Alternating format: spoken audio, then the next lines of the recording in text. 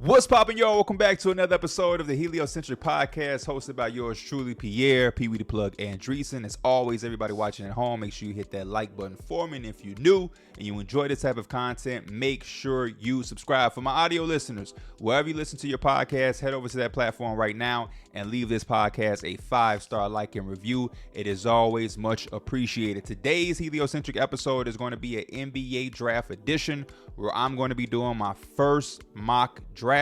We're going to be doing the complete first round of the draft. So for anybody that's looking for any playoff talk that happened yesterday in a crazy Sunday Game 7 day in the Eastern and Western Conference, go to my YouTube, the Pee Wee the Plug channel, and you'll see my video from last night, which talked about both games and the upcoming series and different things like that. Also, make sure you're locked into ESPN2 tomorrow at 2 o'clock Eastern for the Numbers on the Board podcast and the Numbers on the Board show, which will, I'm sure, dive into those type of topics. But this is my first video going into the NBA draft in depthly.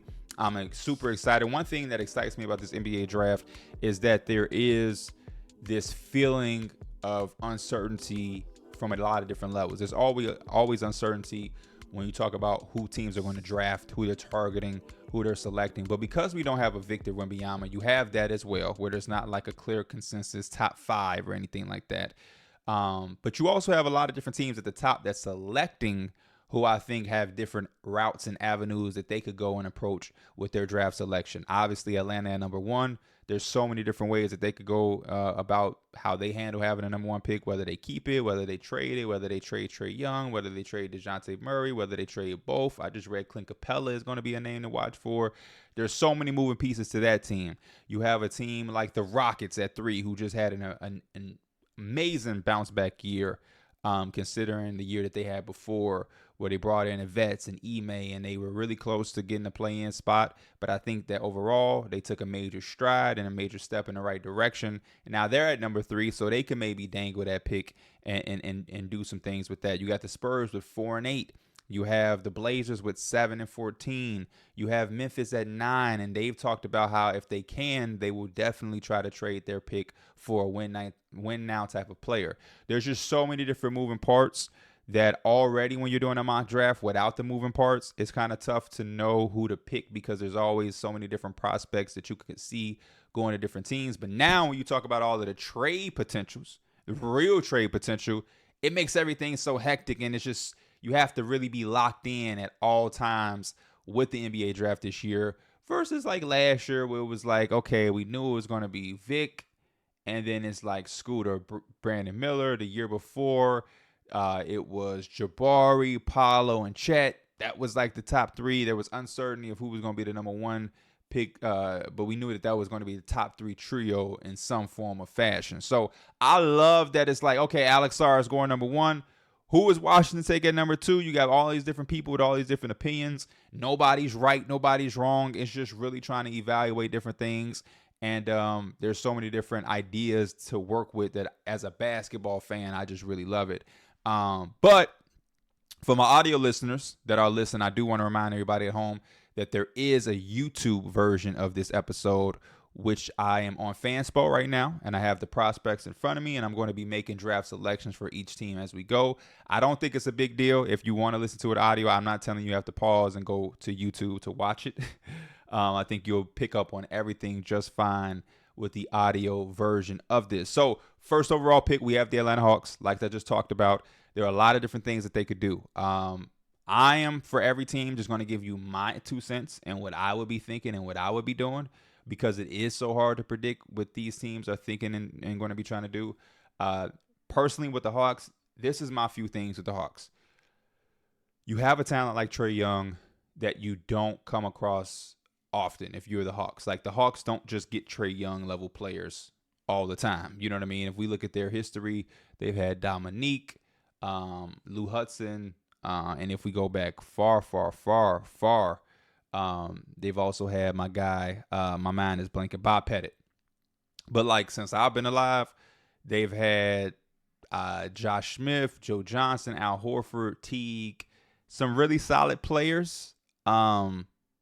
And then you have like Trae Young. You know, it just hasn't been a lot. So I get trying to go down every route and avenue to make it work, but there is a clear ceiling on his team. And I think the Eastern Conference Finals run they had was kind of fool's gold.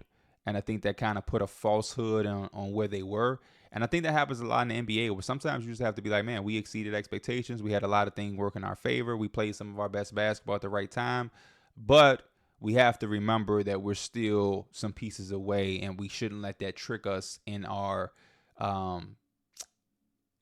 aspect of how we continue to build this team. And we shouldn't try to skip any steps and rush the process of putting this team together.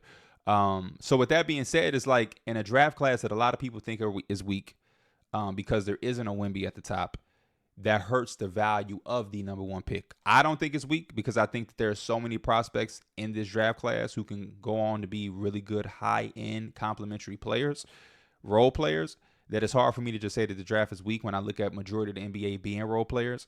And then I hear quotes about people saying, man, I wouldn't trade this draft pick for Derek White. I wouldn't trade this draft pick for the 5th starter of a really good team like Lou Dort. It's like, you're proving my point. This draft has those type of players. You see how the value of role players has risen so much, where you look at Derek White and you're like, I wouldn't maybe trade the 1st overall pick for him. That hasn't always been the conversations about role players in the NBA. Role players are going gradually up and up and up in value every single year. The Aaron Gordons of the world, the Derek Whites, Andrew Wiggins during the Warriors finals run was talked about as one of the most valuable role players in the entire NBA. Obviously, that changed quickly, drastically. But just like when you look at the playoff teams that go on these championship runs, there's always a key role player or two that you just kind of cling on to. And it's like they wouldn't have got that far without that player or without that piece. And I think this draft offers a ton of those guys. But not to get off into that conversation, if the 1st overall pick is not as valuable in this year, and they're telling you that the best player you can get is Brandon Ingram, who I'm a big fan of, one of my favorite players, I just don't think Brandon Ingram rises the Hawks to a whole different level. I think they are a team that needs a lot. When you look at the Eastern Conference and you see all of the teams that are getting better and better and better, this team did not make the playoffs. They're not one piece away. You know what I mean? Like that's how much the NBA has constantly gotten better and is going to constantly get better. The Bucks, they lost to the Pacers in the 1st round this year. They're going to come back with Dame, Giannis, Middleton. Like, that's a 1st round exit team this year. And granted, there was injuries, but like, that's a team you're going to have to see next year. The Celtics ain't going nowhere. The Pacers are in the Eastern Conference Finals right now. They're not going anywhere. The Knicks, we just had an incredible year. The Magic are a young team that looked really good in 7 games against the Cavs. You always have to respect the Miami Heat. They have all of the assets to go and add a Donovan Mitchell in this offseason. So, like, you can't be the Hawks telling yourself that you're Brandon Ingram away from being one of the best teams in the Eastern Conference and fighting for a championship run. The 76ers have Tyrese Maxey and Joel Embiid and $60 million in cap. So me and my GM mind, I always am under the belief of like, let's get ahead of the curve. Let's deal with the inevitable things immediately. Let's not wait. Let's not do what the Chicago Bulls are doing and prolong the fate anyway. The only how I'm prolonging something is if there's a slither of a championship window for us. I don't think that the Hawks are in a championship window right now. And as much as you love Trae Young, as much as you love DeJounte Murray, all signs are pointing to going into a different direction if winning is the ultimate goal. Some teams and some players, winning isn't the ultimate goal. And I think a lot of players don't really understand that. And a lot of fans and a lot of media don't understand that. So we look back and we're like, man, why does he want to resign there? Why would he go there? Why would they do this? Why would they do that? Because they could go win a championship here. They could be better in a championship there. It's like maybe their priority isn't to win a championship like you think every team and every player is doing. They want to win a championship if they can, but I think there's a lot of teams that are like, hey, can we make the playoffs? All right, as long as we make the playoffs and we are able to sell playoff tickets at a playoff premium price with playoff merchandise, then we should be okay. We're going to make a profit. Like that's what they're looking at. Profit and income. And I think some of the players are the same way. What can I do to make the most amount of money in the NBA? And I think a lot of fans are at home like, man, why he don't go to that team? Why he don't take a pay cut so he can go win a championship with them? Nah. And I say all that to say, me personally, I would consider keeping the pick, and I would consider taking Sarr, and I would consider trading Trae Young and DeJounte Murray. Now, one thing that I will make very clear, I'm not under the assumption that you have to trade both now. I do think you have to trade both at some point, but like I don't think you have to trade Trae Young on Tuesday and then DeJounte on Friday. You can bring one back into the season and try to trade him at the deadline. Just depending on what the packages are like. If you're not extremely thrilled with the feedback that you're getting or the type of offers, then shit, you don't have to rush to trade Trae Young. You don't have to rush to trade DeJounte Murray. But I do think you have to understand that y'all are going to part ways. And I think you have to trade one of them the night of the draft or before the draft or right after the draft before the season starts. And then if you're like, hey, we'll just bring one into the season with us and try to see what happens at the deadline, then you do that. Or the offseason may explode and you may get exactly what you want for both of them and you trade both of them. But I think if you start over and you have Jalen Johnson and Alex Sarr and all of the picks that you're going to get from DeJounte and Trae Young combined, and the play now players that you're also going to receive, I think you can walk away with a nice looking future. I think you can walk away with a nice looking future. Again, you would have Jalen Johnson, you would have Alex Sarr, and you would probably have 2 or 3 players who have some potential who can come in and play some minutes for you immediately.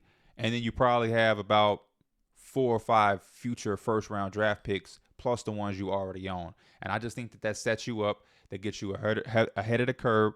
And you still have Capella to trade. You still have DeAndre Hunter to trade, Bojan Bogdanovic to trade. You have all of these different players that you can trade and continue to get another first round pick here, another first round pick there, another young player that has some type of potential. You know, if you trade Trae Young to a Magic team, who knows what you can get? You know what I'm saying? Like there's teams out there that have some really good young talent. The Magic have a Anthony Black, they have Jet Howard, they have Jalen Suggs. You know, they have a lot of different pieces there. I think the best thing you have to do is go that route and just make sure you don't trade these guys to a damn Lakers who are going to give you picks that are a decade away and then no now ready players. I think you have to trade somebody or one of these guys to teams that are like the Orlando Magic that have some young talent already on the roster and are trying to maybe speed up or excel the rebuild. So my first pick, I said all of that to say what we've been talking. We're already 13 minutes in just for me to say I'm taking that Alex Sarr. But that's just my 2 cents on the Hawks.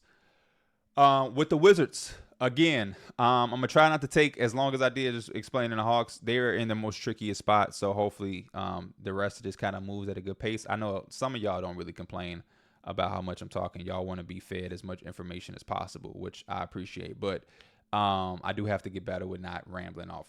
The Wizards, interesting spot. I'm not mad and I don't hate where they at though. I am a big fan of what Bilal did in a rookie year. That was a perfect type of pick. I've been wanting the Wizards to take that type of pick for a while. They did it. I love Denny, especially when you look at the contract, 15.6 for 4 years. Really, really good. Hang on to him. A lot of teams are going to call. Don't fold. So you have those 2 guys. I think Denny has this point forward, defensive-minded guy, wing. I think Bilal has a defensive upside. You just want to continue to develop that offense. The one thing that they're missing when I look at this roster is somebody to connect the dots. A lot of people love Zachary Richardson or Richardson, and I like him too. The reason I don't like him for the Wizards, though, is because there's nobody to set the table for him. He's a guy that has to play off of people. His biggest strength is his catch and shoot, moving without the basketball and defending. You don't want to bring a guy like that into a team that has nobody to set the table, nobody to create for him, nobody to take pressure off and open up shot. They don't have that type of player. If this was Detroit at number 2 and they have a Kay Cunningham and an Ivy and a Duren and a Sarr, then you could just slide him right there. If this is Charlotte with LaMelo and Brandon Knight and Mark Williams and potentially Miles Bridges, if he returns, you slide Zachary Richardson right there. if this was San Antonio with Wemby and Devin Vassell and whoever they get as a point guard, and so you can just slide them in there. But because Washington doesn't have that right now, I think they have to go in a direction where they take Nikola Topic. Topic is a guy that big point guard.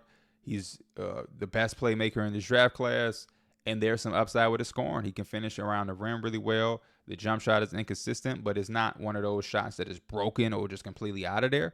And I think that's always encouraging, and you kind of just have to go with that at times. I think, everybody's so stuck on somebody's shooting percentages at a lower level that it's like they forget that a lot of guys that we look at in the league today weren't necessarily lights out shooters in their early developmental years, but it's about reps, and it's about working with professionals and working on your craft on an everyday basis at the NBA level around the best talent in the world. And I think Nikola Topic can open up a lot of things for Bilal.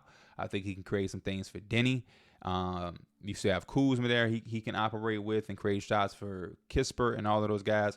But he gives you a piece that when you continue to build, you have somebody now who can orchestrate everything and start to make things happen. And I think he could be a big piece to opening up Denny and Bilal's progression as offensive players. And then whoever else you're drafting for the next couple of years as you continue your rebuild, he's going to be a guy that can open up and create for his teammates around him. Something that they lack right now. And it's just tough for me to put a guy like Zachary Richardson there, knowing that there's nobody there to heighten his strengths. And number 3, again, we talked about it earlier. This is another team at 3, the Rockets, who make this draft interesting because there's a lot of different routes that they can go. They could draft and use this pick. They could trade this pick. We're going to draft. Couple things. I think for me, if I'm Houston, there's 2 guys that I'm looking at, and there's 2 guys that I'm only leaving with. The first one is Reed Sheppard. Now, Reed Sheppard, again, in this draft class is going to get a lot of talk about, is he really a number 3 pick? Hey, maybe not. But in this type of draft, with this type of team selecting, I think this is okay. I think people forget. Remember when the Suns took, and again, this is not 3, but the Suns took Cam Johnson at 11, and that seemed to be a reach or a grab. They got him early, but it's exactly what they needed for their team, and they didn't overthink it, and they were able to benefit from it, and they ultimately went to an NBA Finals run with him being a key figure and a key piece, and he's also a guy that allowed them to get Kevin Durant, who they have now. So sometimes I think the draft is about looking at your team and looking at what's available and just going and get what you feel complements your team good, and understanding the position that y'all in. Some teams need to go for upside. There are some teams that just have to shoot for it. There are some other teams that just should play it a lot more safer and look at the floor of a player and not the ceiling. And I think the Rockets are a team that need to value floor a little bit more than ceiling. It's not that you ignore ceiling. It's not that you are saying, hey, we don't want a star. We wouldn't want to get. No, every team that's drafting in this draft, especially in the top 5, is praying that they get somebody who can be an all-star or an all-NBA player or an NBA MVP. Of course, that's what everybody wants. But at the same time, when you look at your roster and the state that you're in as a franchise, you have to also try to process which one is more important for y'all. And I think Reed Sheppard fits this. I think he's a guy that can come in. I think he can learn from Fred VanVleet. I think he can play with and off of Alperen Sengun, and I think he can play next to and with a lot of these other young, talented players that they have, like a Min Thompson, like Jalen Green, like Sengun, as I already mentioned, like Cam Whitmore. And that's what they're building with. They're just stockpiling these young guys who can develop and play now with the vets that they have. And you just continue to build a foundation and an identity as a team and develop these guys, and the chemistry is getting going. And before you know it, look, they have, again, we're looking at this team. Sengun is your main piece. He's 1. You also have Jabari Smith Jr. You have Jalen Green. You have Tari Eason. You have Cam Whitmore. And you have Min Thompson. And now you could be adding your 7th guy, who is still a young player who can develop and get a part of this core. That's a nice, strong core. And everybody isn't going to survive, obviously. They're going to, get better and better and better, and then they're going to start to trade in some of those chips to get more solidified players who can elevate them. But to have 7 of those guys it makes it a lot easier when you have to trade a guy here, trade a guy there. But I think Reed Shepherd can come in, shoot the basketball. He's going to make mistakes as a young rookie, but he doesn't make the careless mistakes. And he can, like I said, learn from Fred VanVleet. And you can have somebody that can play off of everybody that you're prioritizing for that main strong core, whether that's Jalen Green and Sengun and Jabari, or maybe that's Amin, Jabari, and Sengun. I don't know. Whatever that trio is, though, Reed Shepherd can come in and help it. He doesn't hinder it. He strengthens it, and he plays off of them all and complements them all. The other guy is Stephon Castle. Now, Stephon Castle, to me, because he's not the shooter that Reed Shepherd isn't as complimentary to everybody and as far as the offense and shooting. But I do think there are some things that can complement them. I think he plays really well without the basketball as far as cutting and finishing at the rim, which will work very well with Sengun.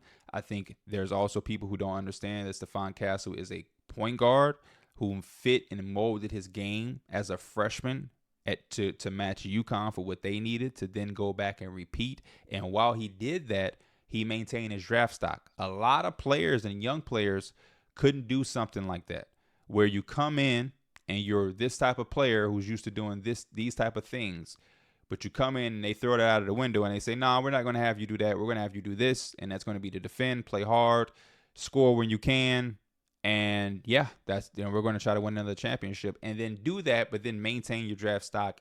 And also not complain. The fact that he was even willing to go and do that and he accepted doing it and it was successful and he was able to maintain his draft stock, and to me a little bit heighten his draft stock, just speaks to volumes. And I think he is the type of guy that Ime really loves. This is the Ime Udoka type of player. This is his type of play. He's going to guard. He's going to play hard. He's going to win and get you extra possessions. And I buy into the offensive game. I think he's going to be a respectable shooter. I don't think he's going to be Luke Kennard or anything like that, but I don't think he's like this terrible question mark liability shooter that some people are trying to assess him to be off of a year at UConn where he played an entirely different role. And then I do think, like Reed Shepherd, there's a high floor, but I think Stephon Castle has a little bit of a higher ceiling. So I think you get a little bit of best of both worlds when drafting him. And like he already showed at UConn, he plays well with other good players. So I think you have to consider both of these guys. I'm going to give him Reed Shepherd, but I think Stephon Castle has to be considered. And I tweeted that early by the Rockets. At number 4, this is where I would take a Zachary Richardson. I think he fits this perfectly. They get a solidified shooter, a solidified guy who is super, super comfortable playing without the basketball. And I think they're going to need to continue to stockpile these guys. We saw a lot of guys not be able to get Wemby the basketball because they were so focused on doing so many other things besides the actual priority. I think Zachary is not going to be that guy. I think he's going to be a guy that's going to sit in the corner and say, "Hey, demand the double team, Vic. And when they go, I'll be right here at 6'10", ready to snipe." He's also going to get out in transition and run. He's going to cut, and he's going to play within the flow of the team offense, and he's going to guard, which are all things that San Antonio Spurs people love, and they're going to get at a high level with him, and then they're going to develop him the right way. So I'm hoping that this is something that actually comes to fruition in real life, because I just love the fit that he has with the Spurs. At 5, the Detroit Pistons. There were some different ways that they could have went. I think Zachary Richardson going right before them kind of is like, damn. I think Reed Shepherd is another guy that they could have flirted with, potentially having him in the backcourt with Cade Cunningham could unlock some different things because he could play off of Cade Cunningham as a catch and shoot guy. He can alleviate some pressure as a ball handler and a playmaker. Though he's not as good as Cade Cunningham, but when Cade Cunningham has those moments where he is in his scorer's mentality and he doesn't want to have to leverage one or the other as far as scoring and creating, he can just say, okay, I'm on my scoring shit. Like right now, I'm going to let Reed run the offense. I'm scoring mentality, and you have that. Right now, the Pistons don't have that, and I think that is going to be something that they have to put next to Cade Cunningham eventually at some point. With those options being off of the board, you like Dalton Knecht because he can score it, he can shoot it. I think that fits next to them, but ultimately, I think that they're still in a spot where they have to think a little bit of upside, and you're going to have to go Modest Buzelis, my young boy, Modest. The Pistons are just that team where they're coming off a season where they lost 28 games in a row, and they just have to continue to add and build. He does fit. He does fit at 6'10". There's a lot of different things he can do. He can block some shots at the rim and provide some help defense. He can put the ball on the floor really well at 6'10". Is it the greatest handle? No, it definitely needs to work. Like a lot of guys at 6'10", the ball just travels so far from the ground up back to them that is tough. And then the shot. There's mixed signals on a shot. He definitely has to get stronger as far as his body wise of absorbing contact on both ends of the floor, driving to the cup, and then defending guys in the post or guys driving, which I think he would do. And then again, the swing thing is a jump shot. If Modest Buzelis comes in and he's shooting 36, 37% from three, the Pistons knock it out of the park with this pick. The Pistons knock it out of the park. But on the flip side, if he shoots the ball like he did at the G League at 22%, 23% from three, and teams aren't guarding him from them and they're not respecting him, now you have him and Jalen Duren out there on the floor with Asar Thompson, and there's just not enough room for Cade Cunningham to really operate and optimize. But I think they are in a position where they have to. They have to kind of take a swing for the fence, especially in a draft like this. So I'm looking at Modest Buzelis. I'm looking at Cody Williams for them. I think they bite at Modest just because it makes a little bit more sense. At 6, the Hornets knocked it out of the park last year with Brandon Miller. Everybody was saying, scoot. They're going to regret it. Bro, they had all these things to say about Brandon Miller. Incredible pick, incredible rookie year. You have LaMelo. You can't wait for him to get healthy finally. You were able to make some trades and make some moves, which got you Trey Mann. It got you Mesick. It got you Grant Williams. You also were able to draft Nick Smith Jr., Mark Williams, Nick Richards. I like them in the front court. Mark Williams got to be healthy. I think you finally take Stephon Castle. I think he's a good bridge player right here in this spot. There's been reports that him and his team are looking to go places there. He can be the full-time point guard. It's the point guard position is too loaded, and I don't. If I'm a GM, I'm not listening to that. We're going to draft you. We're going to bring you to the NBA. You're going to be happy, and you're going to develop all of your game. There's going to be times, even with LaMelo Ball or even on any team that has a point guard, but you're still going to be able to have the basketball and make decisions and play out of the pick and roll and do your thing. I think the extreme value with Stephon Castle is that he can do one or the other in both.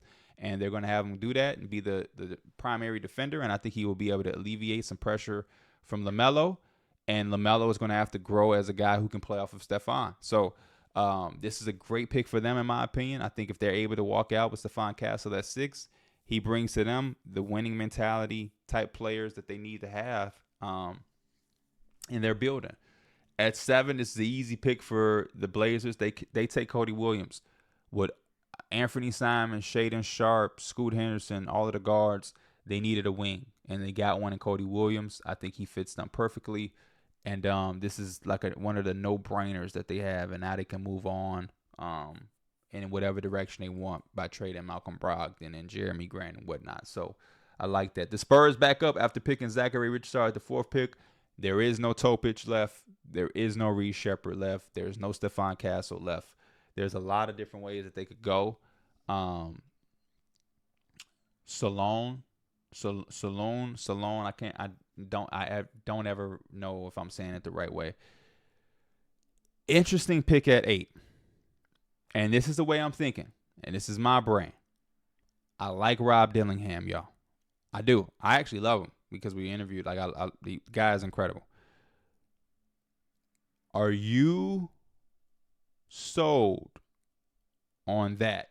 Because I think the Spurs, because of the money that they have going into the offseason, I think getting a steady point guard is nothing.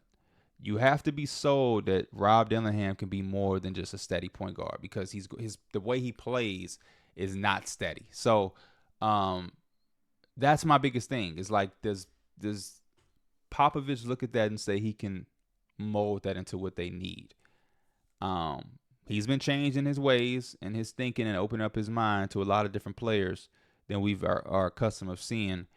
And if there is a team that I think, if I'm Rob Dillingham and his people, if there's a team that I want to go to, it is the Spurs. The Spurs want to cover a lot of the weaknesses because you have Victor behind you at the rim on defense, because you have Victor as this pick and roll partner and his 7'5" target, that it just makes playmaking that much more easier. And he's going to demand so much attention that, like, yeah, this is a heaven's landing spot for Rob Dillingham as long as the Spurs are willing to take him. The only other player I'm thinking about is Salone or Saloon. Another Franz guy. You will be taking one Franz guy, two Franz guy with Vic. You have three. You damn near have half of the Franz Olympic team on your roster at some point. I'm gonna take Rob Dillingham though. I just convinced myself by continuing to say the Spurs are just a team that just allows anything that you can call a weakness for him. They have the personnel and the coaching to be able to figure that out and surround him with the things that he needs. At 9, they want to trade this pick, but there is a world where they just don't see anything out there at 9 that could get them back the type of player they want. I think this is easily Donovan Clingan, especially after you traded Steven Adams to the Rockets. At 10 now, we have the Jazz, and this is where I think Rob Dillingham fits perfectly as a team that can take Ron on his upside type pick. As a defender, you can put the ball in his hands, let him try to grow offensively, and the more he grows offensively, the more dynamic he'll become for your team. This is where I think Salone could come in at. I think the Bulls have a key spot right here in their depth chart where that 4 position just is not there. I don't really buy into Patrick Williams as a 4. I understand trying to make things work and find some spots for him, but I think this is a nice pick where he can come in and learn from some of these guys. If y'all want to continue to win and play with DeMar and them, you can, but you still have him in the background developing behind all of it. With OKC, after watching them in the playoffs, there's a lot of different things that you could want for them. They have so many different guards. I know that they're probably going to look to trade Josh Giddey, but when you have Shea, Isaiah Joe, Aaron Wiggins, Lou Dort, I'm gonna double down with the size, man. I look at Jacoby Walter and I like it. I look at Dalton Knecht and I like it, but I'm gonna double down with the size on Kyle Filipowski. I think that he's a guy that can come play on the floor with Chet. He can back Chet up as a backup, and it just gives them more size on the glass and a lot of different uniqueness to be able to fit what they're already doing as far as being able to knock down a 3, playing out a pick and roll, making proper passes from the elbow, blocking some shots and protecting the rim. I think he gives you more of that on the bench or at twice the size by doing lineups with him and Chet on the floor together. And that would be a really, really big time pick for the Thunder. The Sacramento Kings. You have De'Aaron Fox. You have Malik Monk, Kevin Huerter, Keegan Murray, Harrison Barnes, Sabonis.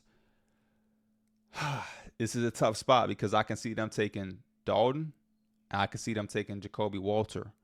I think I'm going to give them Dalton Knecht just because I don't see another player that feels like it could work for them. So give me Dalton Knecht. I think the floor space and the not being able to knock down a shot, the added offense never goes wrong. Obviously, they would love some defense and maybe some size in the front court at the 4 spot so they don't have to hold on to Harrison Barnes, but it is what it is. Now at 14, I think the Blazers you double down, you get Jacoby Walter, another guard, another guy that can shoot and space the floor. And I like Jacoby Walter with the Portland Trailblazers at 14. That's all you're trying to do, is just take the best talent available, and that's what he is. And at some point, they probably are going to have to pivot from Anthony Simons. So you can't think about too much of a clutterness in their backcourt because they're going to make some room. The Heat, perfect. I think Jared McCain being able to be there for the Miami Heat is just perfect for them. He's a guard that I think can play with the basketball. He didn't do a lot of it at Duke because he had Tyrese Proctor and Jeremy Roach. But this dude being able to shoot the ball, he's big time. He's ready for the moment. He's ready for those playoff series where Jimmy is talking shit to the Celtics. He's made for this type of environment. They're going to get a guy who is literally just going to be a seamless fit. He's going to be really, really good. And if the Miami Heat pass on him, it would be a big mistake. I just love his shooting. I love his game overall, and I love the fit that he would have with the Miami Heat culture. So give Jared McCain to the Miami Heat at 15. At 16, we have the Philadelphia 76ers. For me, this is where I have them taking Kevin McCullough, a 3-and-D wing, just a guy that I think that they need. He is 22 years old, so he can come in and should be able to be ready to play from day one. And I think this is the type of the picks they need. They don't really need much upside. They need to look at this as a free agency spot where you're bringing in somebody that can help and eventually play minutes. And I think these are the type of guys that develop well with a Nick Nurse. He just knows how to empower these type of players who are ready to come into the NBA and play in a rotation. So Kevin McCullough to the Philadelphia 76ers, I like a lot. At 17, we have the New Orleans Pelicans. This is where I think you take Isaiah Collier. They need another guard. Getting him at 17, I think is good value. This is a guy that was a top 3 prospect coming into the college basketball season potentially, and didn't have the greatest season, but I don't think he had the worst season ever. And like I said, being able to get him at 17 is extremely good value. We know that there's a lot that the Pelicans are lacking. I think the guard spot is one of them, and this is a good safe pick to be able to get at 17 and just add to the collection of young talent that they already have. The Magic at 18. The Magic are interesting because they have a lot of things that they need as far as shooting and consistent shooting and catch and shoot and different things like that. So I am going to reach. I'm going to reach because I don't even know if this guy is going to stay in the draft.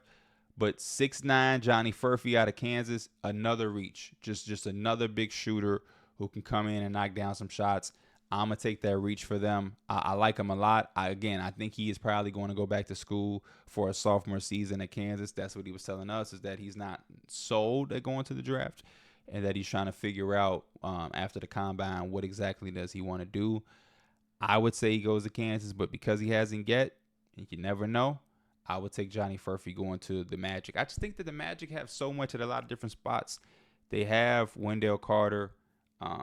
They had Badatse, John Isaac played center minutes. You have Paolo, Franz, Suggs, Anthony Black. There's a lot going on. Jett Howard, Markelle Fultz. There's just a lot. I think the shooting is the biggest thing, and this guy is going to be a guy that can develop into that at 6'9". And when you can get shooting with size, that's a whole different conversation. So give me Orlando taking Johnny Furphy. At 19, the Raptors, another interesting team because it's kind of like, man, what do they need? They were able to get Emmanuel quickly. Obviously, they're probably going to trade Bruce Brown, or he's probably going to turn down his option, or no, they're going to turn down his option or something like that.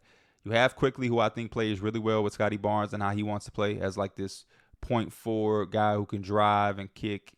And then you have RJ Barrett at the wing position. So they have a little, they have a little bit of a nice little starting unit. So I'm going to take Tristan De Silva. I think he gives you size.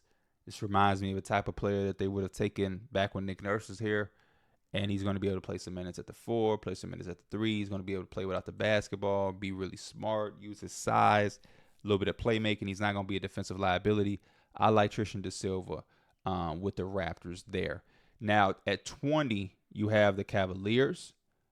They are a tough team to draft for because there's so much stuff out of flux. Are they keeping Jared Allen? Are they trading him? Are they trading Darius Garland? Are they extending Donovan Mitchell? I don't know.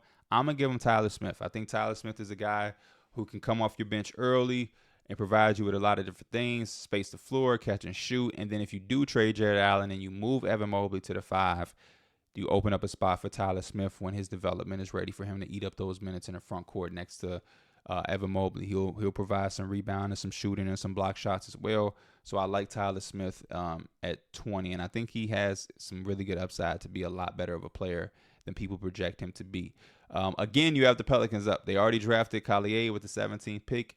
I think now you have to go Khalil Ware. This is just one of the most obvious picks with his size, his shot block, and his rebounding, and then what he has the potential to do from the three-point line. If he's able to turn into a guy that can put it all together and pair that with Zion Williamson in the front court, Zion now has the space to operate. Things could get scary in a couple years for the Pelicans. The Suns, this is one that I think a lot of people are going to react to, but hell, they need a lot. And I don't think that there's a guard right now that makes me feel good about what they need as much as I like Devin Carter. I'm not sure Devin Carter is the type of point guard they need. I think they need somebody that's established and been in the league, like a TJ McConnell. I'm going to have them take a big. They're either going to take Yves Missy or Zach Edey. I'm going to give him Yves Missy. He reminds me of like a baby Clint Capella. And I think he would be a guy that could play some early minutes as a rookie behind Nurkic and he's going to be a guy that could be a lob threat for them out of the pick and roll and cleaning up the glass and hitting that offensive glass hard. So we'll see, but I like that fit there. At 23 with the Bucks, just looking at their depth chart, they have a lot going on. Patrick Beverley is going to go into free agency. I like Andre Jackson. Jay Crowder is going to be a free agent. So you're really coming back with a team that's going to be Dame Lillard, Giannis Antetokounmpo, Chris Middleton, Brook Lopez, and Bobby Portis and Pat Connaughton. It's not a lot of guard stuff there. Everybody else is probably going to at least test free agency. So because of that, I'm going to give them Devin Carter, the son of Anthony Carter, who played in the league for 13, 14 years. But yeah, I think Devin Carter is the guy that they have to – these are the type of players they have to start looking at and finding ways to draft and then develop while trying to compete with a winning team. But I think Devin Carter is the type of pick that they need. Another guard, come off that bench and learn behind Damian Lillard and just offer a lot of different things to the team. Because outside of Dame, I mean, you had a little stretch of Patrick Beverley, but do you want to be hitting the trade deadline every year looking for a backup point guard that could, hold it down when Dame isn't on the floor?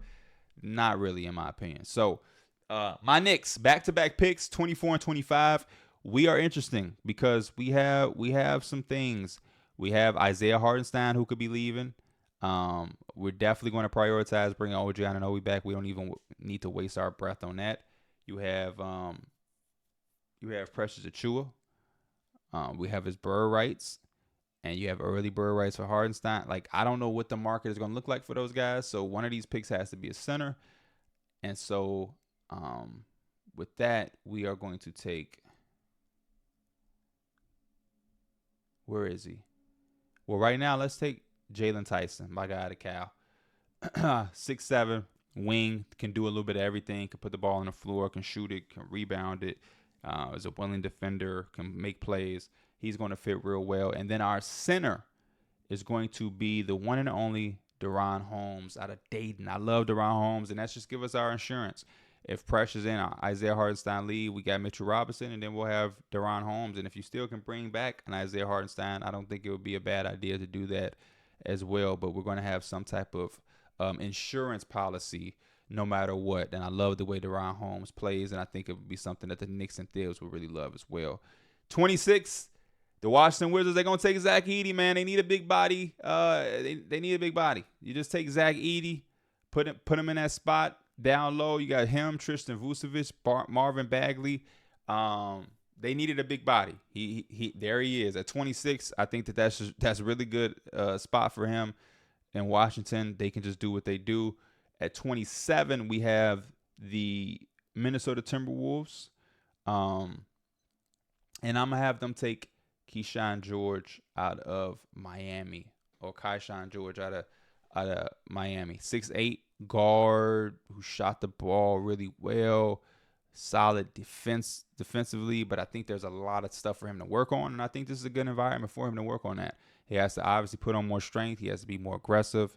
And I think on the defensive side of the basketball, he has to figure out how to be a little bit more savvy with how he uses his length, because a lot of guards and a lot of players in the NBA are going to have quick first steps, and they're going to have that advantage on him, but he can negate it if he learns how to intelligently use his length as a defender. But I do love him going to Minnesota and being able to play with McDaniels and Ant and Mike Conley and different things like that. So the Timberwolves add another nice young piece to their team after last year getting Leonard Miller. The Nuggets, not the strongest bench, disappointing into the season. I have two guys in mind for them. One of them is going to be my guy, Nick Clifford out of Colorado State. I think he just does a little bit of everything. But then you have Christian Brown and you have Peyton Watson, and that's why it ultimately takes me back up to the top where they are selecting Bobby Klintman. Now, I will say, I do look at guys like Bub Carrington, and I do look at guys like also Hunter Salas as potentially drafting them to be scoring punches off of the bench, because you have you have so much in the starting lineup that it's like your punch right now is Reggie Jackson. And don't get me wrong, Reggie Jackson has delivered at times throughout their last few playoff runs. But where's Reggie Jackson? He has one last year on his deal. He has a player option. He's getting older as well. Do you want to use this pick to go and get a Hunter Salas? Do you want to go get a Bub Carrington and just have another bench piece that can actually do some legitimate scoring? That's my only thing. I like Bobby Clement because I think learning behind Aaron Gordon for all of the defensive stuff that he can pick up with, how he plays without the basketball, his shooting prowess at 6'10", within their offense, there's a lot that he will be able to do as a cutter, a floor spacing shooter, and a guy who could take it from transition coast to coast when he gets the rebound and go. There's a lot to like with Bobby Clement. I've liked him since Wake Forest the last few years. But Bub Carrington, man, he's exactly the type of – I'm going to probably lean on taking Bub. I'm going to take Bub because Bub is like your Reggie Jackson replacer for the future where you can have some legitimate scoring off of that bench versus Peyton Watson having defense and Christian Braun being this hustle guy who has some defense and can complement without the basketball. 29th, the Utah Jazz are on the clock. This is an interesting pick for them because, again, I hate saying this about teams that are in the spot that they're in, but they have a little bit of everything, man. You have Keontae George, who had a really underrated rookie year, in my opinion. You have Walker Kessler, who had a phenomenal rookie year and just a solid sophomore season, but I think he could get back to what he was doing in this third year. You have Lauri Markkanen, you have John Collins, and then behind them you have Taylor Hendricks, who's learning. The wings is really your spot that you're kind of weak in, but at 29, the upside with the wings just aren't there. It's like, do we take Bobby Clement? Do we go Ryan Dunn with the defense? Or are they too young and too early of a team to be taking a guy like Ryan Dunn? Is he just more valuable for a competitive championship contending team? What route, what direction do the Jazz take? Do they go Hunter Salas? But then again, you still have Jordan Clarkson. For them, I am going to take. Let me see. You took Ron Holland for your wing. Let me not forget that we took Ron Holland. I'm gonna give him Jalen. Part of me want to give him Jalen Bridges. He's a little bit more older, but again, I'm gonna give him Bobby Clement, man. And I know this might be bad because you have Lauri, Collins, Taylor Hendricks, and now I can't give him Bobby. Tyler Kolex is seeing so much better with a experienced team. Dylan Jones is here who does a little bit of everything. It's a tough spot for the Jazz, man. You could go Justin Edwards, but then you didn't. You just took Ron Holland, and they got another pick shortly after at 32. We could do Juan Nunez. Oh man. I'm going to give him Hunter Salas. No, let's give him Nick Clifford. Another guy who would fit better with a winning team, but I think Nick Clifford also is just another good body for them. He does a lot of good things on the floor. He doesn't get in the way of anybody, and that should be good for them. At 30, our last pick of the first round, again, you look at Boston, and what are they lacking? They're lacking they have Porzingis, they have Horford, they have Tillman, they have Drew, they have Pritchard, White, Brown, Tatum, Hauser. They're missing some wing help and some wing depth. Justin Edwards is right there. You got Bobby Clement. I'm going to give them Ryan Dunn. Let's give him Ryan Dunn with the defense that he provides. And that's a wrap of our first round mock draft, man. I am going to say, like I said before, it is hard to be confident with every pick that you have because there's so many different ways that these teams could go. This is just the first edition of the draft that I just did. As a recap real quick, the first is Sarr to the Hawks. The Wizards take Nikola Topic, number 2. Then Reed Shepard at 3. Zachary Richardson at 4. Modest Buzelis at 5. Stephon Castle at 6. Cody Williams at 7. Rob Dillingham at 8. Donovan Clingan at 9 to the Grizzlies. Ron Holland at 10 to the Jazz. to Jane Salone at 11 for the Bulls. Kyle Filipowski to the Thunder. Dalton Connect at 13 to the Kings. Jacoby Walter at 14 to the Blazers. McCain 15 to the Heat. Kevin McCullough Jr.